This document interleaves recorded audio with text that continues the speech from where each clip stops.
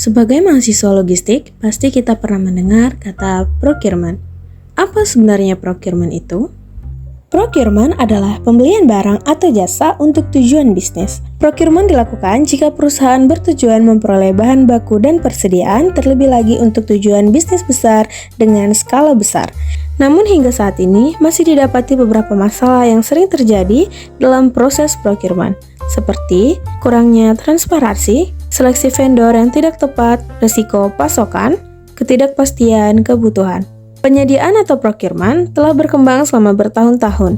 Hingga kini kita hidup di era digital, proses procurement pun ikut terjun dalam dunia digital atau yang kita sebut e-procurement. Langkah kunci yang harus kita ikuti dalam proses pengadaan. Pertama, mengidentifikasi barang dan jasa untuk menyadari dan memahami kebutuhan dalam memperoleh barang dan jasa dari organisasi eksternal. Kedua, mempertimbangkan daftar pemasok. Menemukan pemasok yang tepat dan memenuhi harapan sangat penting dalam dunia bisnis. Jika salah dalam memilih pemasok, maka akan memiliki dampak negatif dengan jangka panjang. Dari hal ini, diperlukannya opsi pemasok dan membandingkan semua opsi yang berbeda dan kemudian menjalin kerjasama yang sesuai untuk bisnis. Ketiga, menegosiasikan harga dan persyaratan dengan pemasok.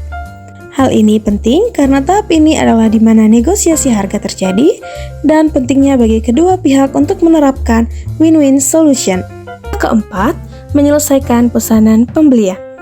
Pesanan pembelian akan memiliki perincian seperti deskripsi barang dan jasa yang dibutuhkan oleh pembeli, harga yang dinegosiasikan dan disepakati, jumlah barang, tempat pesanan yang diperlukan, dan pengiriman harus dilakukan sesuai jadwal.